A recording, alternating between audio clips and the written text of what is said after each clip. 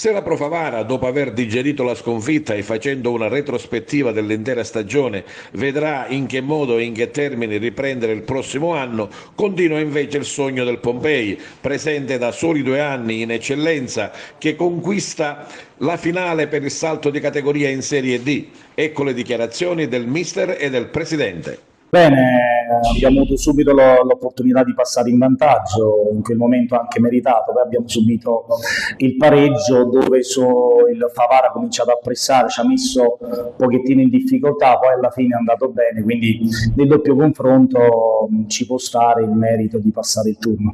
Ma qual è stata l'avventura del Pompei in questa stagione?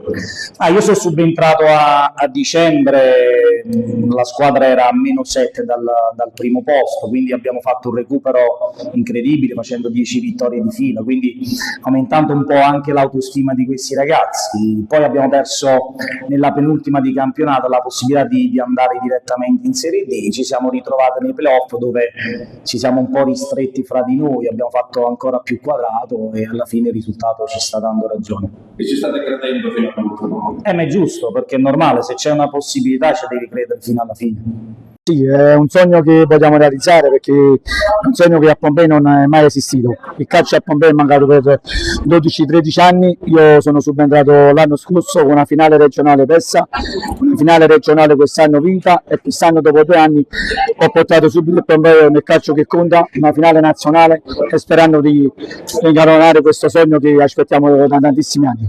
Grazie.